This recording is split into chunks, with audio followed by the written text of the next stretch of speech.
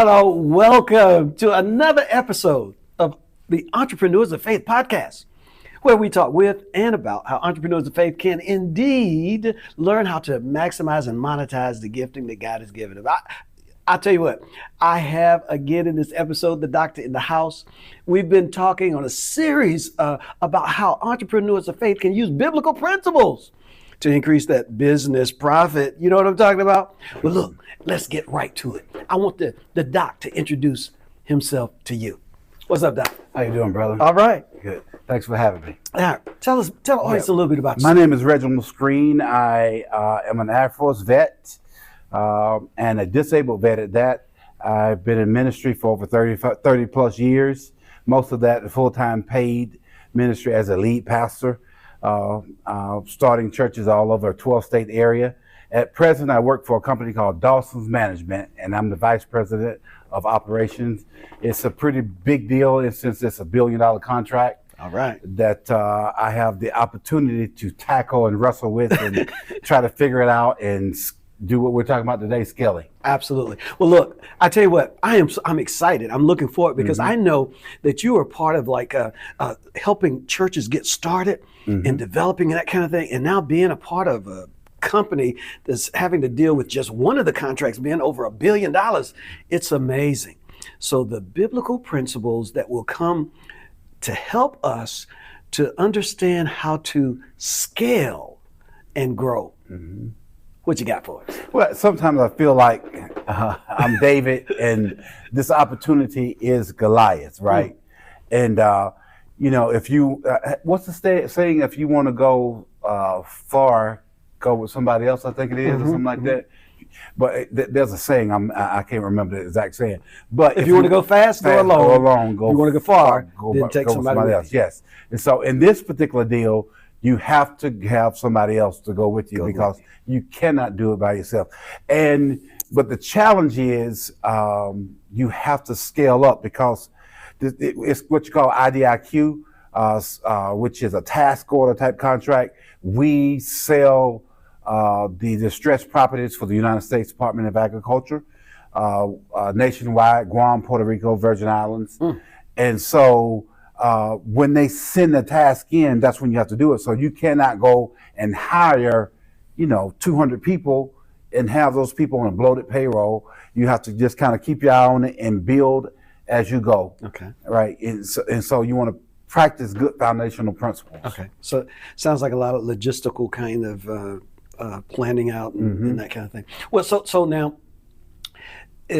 those who are listening, who have businesses and understand that if they want to scale to grow, because they do recognize they can't do everything. What would be, is there a biblical example? Is there? Yeah, Jethro and Moses. Moses had the right heart, but he had the wrong practice. Okay. Right? So you could have the right heart before the Lord, but your practice can be jacked up. And so Moses was from morning to night, he was counseling the people. So this is a service versus a product type deal. So he was counseling the people, and his father-in-law, Jethro, good brother, looked at him and said, you're going to kill yourself. In other words, he could say, if you really want to elevate, you're going to have to delegate. Right? So there is no elevation without delegation. Okay, that's and good. So, but you got to delegate to the right people. So Moses delegated to people who had his spirit, and he was able to expand the impact of his ministry. Okay. Business. Yes. That's really good. So like entrepreneurs of faith, as you're listening now, and I'm from old school. We used to say a lot of people get into business and they do mom and pop style kind of thing. And there's a mom and pop kind of mentality where you got to have your hands on everything. And what we're saying is we have even a biblical example that you cannot do everything in scale to serve all the people that you probably should be serving. But if you're trying to do it alone, it won't work. I tell you what, brother, if you give me that biblical example, it makes me think about one of the things that I had to come to grips with.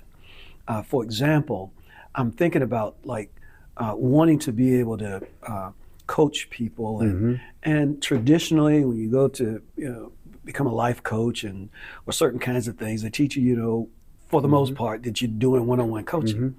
And then I learned, well, if I take the time to do one-on-one coaching with everybody, I just have a limited amount of time. I'm not going to be able to reach as many people. And it was, for me, a truth was as simple as, why not do one-to-many group coaching? I mean, just on that level, allowing me to scale. And then as I'm learning this space, it's like, wait a minute. There's ways to use technology to scale. So scaling to grow. Now, you mentioned that this happened to be a service kind of. Was there a product kind of example? Or? Well, let's just take, I'll try to bring it down on the level of shelf so people can understand. Let's just say I'm going to create a lemonade stand business. I want to say, so what is, first of all, what's my vision? Right?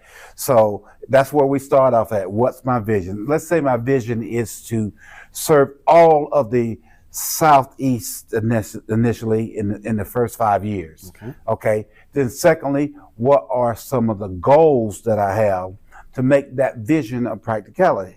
Right. And so it may be, okay, my first goal is I want to start off, I want to dominate my community. Right.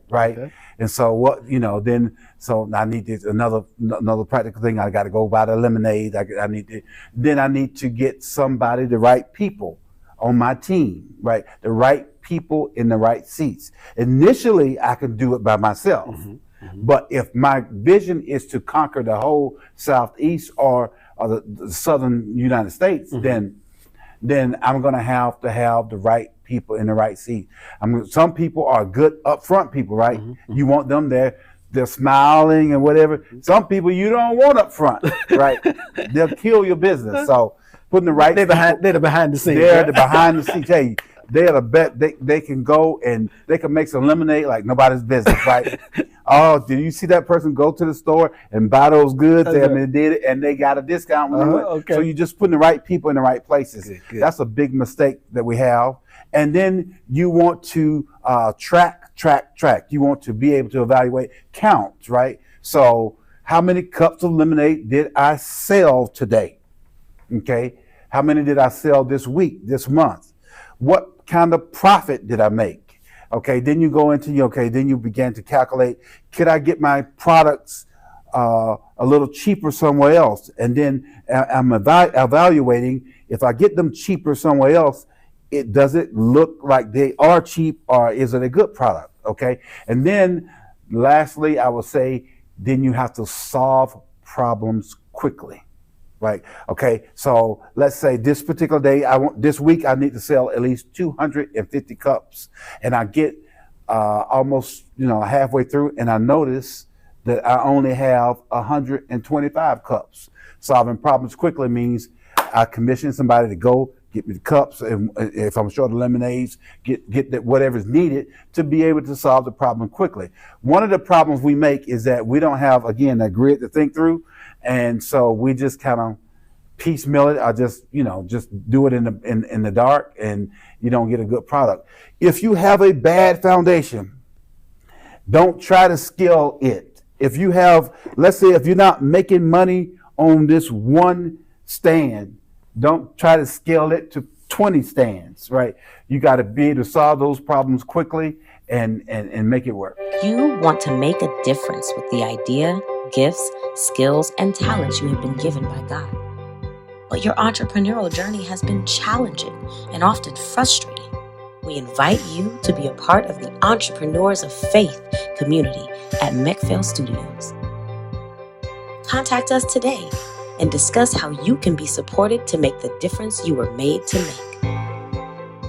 EntrepreneurSofFaith.com. That is quite interesting.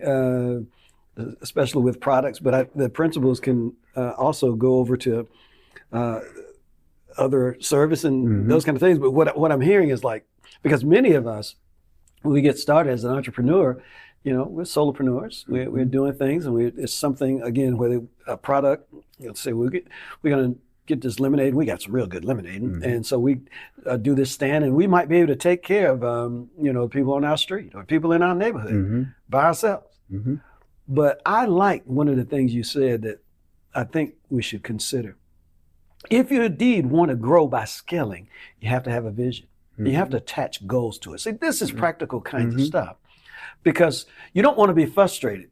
I know when I go in and I talk with other entrepreneurs, I have to be mindful that it's not my goal that I'm putting on them. But I'm saying, wait a minute, you told me this is what it is that you're trying to do. And so if you have this kind of vision, if you have these kind of goals, then there's certain things you're going to have to do. You're not going to be able to serve lemonade over the Southeast by yourself. I mean, isn't that true? Because you the one said you wanted to go Southeast. Yes. You're not going to be able to go to the grocery store, and you're not going to be able to do this. All those kinds of things. So I like that. Having a vision, having goals attached to it, and recognizing, again, you're going to have to put the right people in the right place, in the right position. That's real good stuff. Yeah. And then values also tie into that, because if your greatest value is, and then we're business, we are in business to make money. But I love what the guy says, Michael Gerber, the E-Myth Mastery. He says that, your business should give you more life, not life like God gives it, but I mean more life to be able to enjoy life. Okay. And so for me, the thing I can't get back is time, right? So, I'll exchange some financial capital for time. I'll hire people, whatever it is, but just as long as I can reclaim some time to be able to enjoy more life. That's very important. That's real good. Look, entrepreneurs of faith, I'm telling you, as you're hearing this practical kinds of things, even as backed up by biblical examples, we really want to encourage you to look at this, because I always say we want to be the best self, the best possibly that God has made us to be. And sometimes what that means is that indeed, if we're going to serve more of the people that we're put here to serve with that product or service or whatever it is, then at some point we have to plan for scaling up.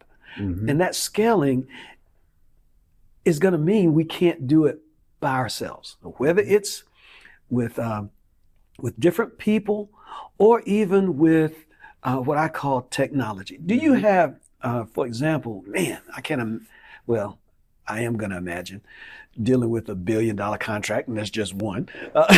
What kind of, how are you utilizing technology, AI, and all this kind of stuff that's coming out now? Yeah. Well, dealing with the government, you have to have what they call a system of record. And so we've contracted with a company called Equator. And so all the properties go in there, because once they go in there, they're accountable for, because you can imagine there's some pretty, people who do some pretty crazy stuff. So I can't just, you want to buy a property, I can't just pull it out and say, hey, I'm gonna get this property to Gerald on the down, just a real low cost. That would be unethical, and it'd be a breaking the law. So we Equator, and then we use software to do project management and stuff like that. So what you're telling me is you can't use a spreadsheet to sell all the properties all across the country. Well, you know what? When we first started off, because this is our second contract, the first contract we started off with the spreadsheet. Wow. And Ms. Dawson was doing all of it on the spreadsheet, but we had to do that until we were scaling up. Remember, Delegate and Elevate. We hired a company to build out a system for us to be able to capture all the information we needed and to sell. And so, we just keep growing, keep growing. Well, I'd say that I didn't even realize. But I know, like, sometimes when we're solopreneurs or sometimes when we're doing things by ourselves, there's certain things that we might even do manually that now we can realize that they're software. And I'm telling you, brother, what I'm learning that artificial intelligence it's a game changer. And quite honestly, I think what we're seeing play out before us in the government sector, there is a purging of people to be replaced by AI as much as possible. Well, one of the things, entrepreneurs of faith, let me just encourage you to keep the faith, because I'm a believer that as technology come along and stuff like that, if we don't get left behind, that means we have to keep up, because there's going to should be human intelligence that is coordinating all of this artificial intelligence. I know for myself, there's oftentimes where I go in the simple thing of ChatGPT, and I'll have to put in a prompt. I think they call it a prompt. And as a matter of fact, I thought I was getting pretty good at it. I put in a prompt, and ChatGPT came back and said, "No answer." I said, "No answer." That's because I put in a bad prompt. You got to give it. Yeah. You know what I'm saying? You're right. Yeah. So I had to learn, and I have to continue to learn that I'm kind of bringing ChatGPT along, and I have to. I can't like go all over the place. Once ChatGPT is understanding some of the things, and they kind of see where I'm coming from and my perspective and that kind of thing, and then I wanted to ask a question. Wait a minute, I want to go back to that first thing.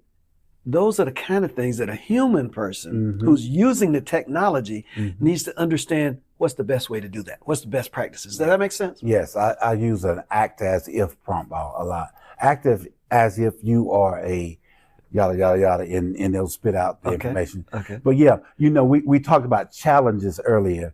There are a couple of ways to kind of position yourself. And this has to do with our conversation here as well. But with the changes, we need to embrace them rather than fighting them. Yeah, that's right. Good. That's good. I worked as a staff accountant for a company called Office Equipment Center of Atlanta. It was a multi-million dollar company. But by the time they hired me, they were down to like $2 or $3 million a year.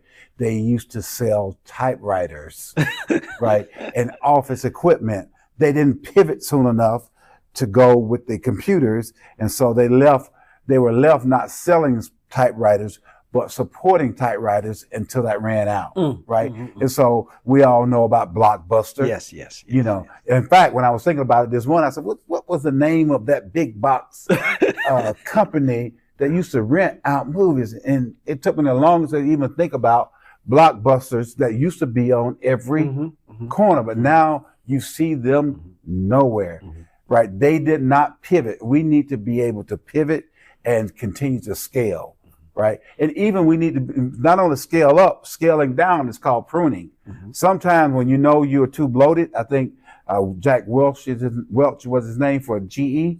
He saw the company was too bloated. And so he began to prune stuff down. He said, I don't want 13 big divisions. I want 3 or 4. And they became number and were able to do what they needed to do. Well, look, I'll tell you what, Entrepreneurs of Faith, that was like a good nugget for me, because I didn't think about scaling up could also include pruning, which is another biblical principle that if we prune, then we're going to be able to have more fruit. And that's the scaling part. Isn't that good? Doc, you are all right. Look, I tell you what, Entrepreneurs of Faith, I hope you're enjoying this series where we're getting this wonderful information that's going to allow us to continue to grow our businesses. Look, here at McPhail Studios, where we're recording this, and I get a chance to be around, rub shoulders with like my doc friend here. It makes me so happy, because I know that even in our own community, we're going to be able to encourage people to go out and be their best. And if you will be your best, you will be able to do even better. And when you do great things, you'll be able to have many things. And when you have, you'll be able to share. Absolutely. That's biblical principle as well. Look, I want to wrap this up by saying something that I want you to remember. You know what it is, that when you're made by the master, it makes you a masterpiece. So be the masterpiece you were made to be today and every day. Until next time, peace.